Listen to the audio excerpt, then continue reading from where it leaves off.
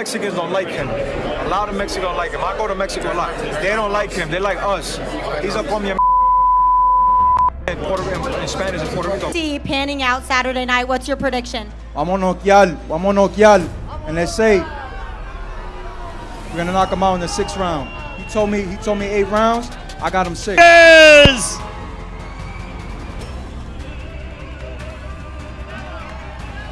It's fight week for Canelo Alvarez and Edgar Berlanga, and the week kicked off with a tense face-off between the two fighters. Although brief, the encounter marked the start of their media obligations. If you thought this was just an extension of their earlier trash talk, you're absolutely right. Except this time. The whole justice thing, I feel like he was just inviting me to his private part downstairs. He was like, bam, bam, bam. Canelo Alvarez remained more reserved as the teams crossed paths in a Las Vegas hallway. Berlanga approached Canelo, confronting him directly.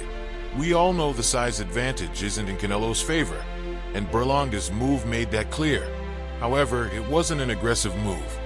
Berlanga wasn't looking to cause trouble. New York, so I was just inviting him to like no freaky stuff, you know, but I felt disrespected, so I disrespected him back. Instead, he intended to spark some buzz and give his fans something to talk about. He casually greeted Canelo, locked eyes for a moment, and then moved on. With that, there's a lot of anticipation as both fighters gear up for multiple face-offs in the coming days. Edgar Berlanga, who dubbed himself the chosen one early in his career. A lot of guys in Mexico that was like selling oranges in the corner and stuff. He started his career in Mexico.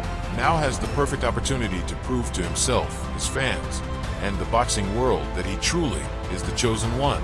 After all, it takes a special fighter to dethrone boxing royalty like Canelo Alvarez, who has dominated the sport for years. Canelo has conquered it all, and though he's closer to retirement than his prime. So for the Mexican fans then that you know don't like him. A lot of Mexicans don't like him. He doesn't seem ready to give up his crown just yet. There's no doubt this will be a fight to watch when they meet in the ring. It will be a clash of boxing IQ. Mexicans are screaming at me, "Tú vas a ganar Canelo! Gana Canelo, puñet!" So mira, Mexicans. Strength, power, and technique, along with the fierce national rivalry between Mexico and Puerto Rico. Things have heated up to the point where Canelo Alvarez is predicting something he hasn't done in many recent bouts. Because you said the 8th round knockout. Is that still your prediction? Yeah, or less. Or less. A knockout in 8 rounds.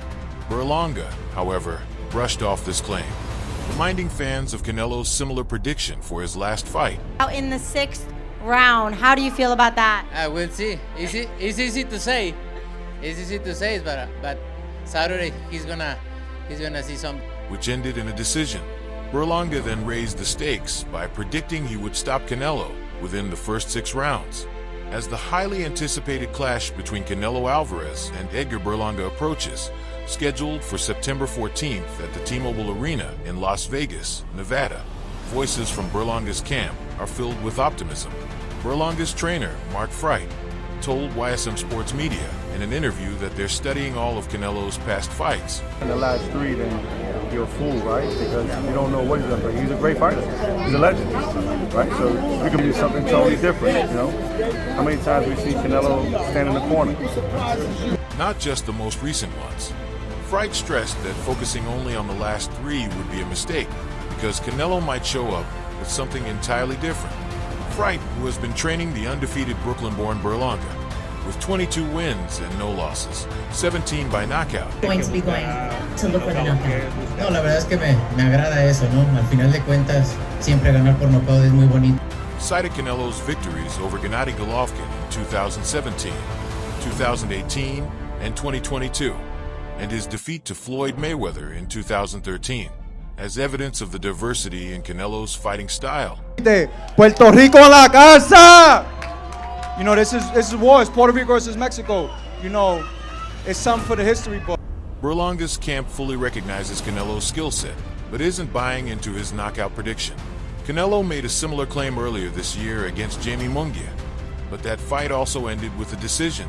Berlanga, on the other hand, is determined to make a statement in his first pay-per-view main event. I think Canelo, we always have respect for him, for his accolades and what he did in the sport of boxing, but it's a fight September 14th. In the co-main event, seasoned fighter Erslandy Lara, a Cuban native now based in Houston, will defend his WBA middleweight title against two-division champion Danny Garcia.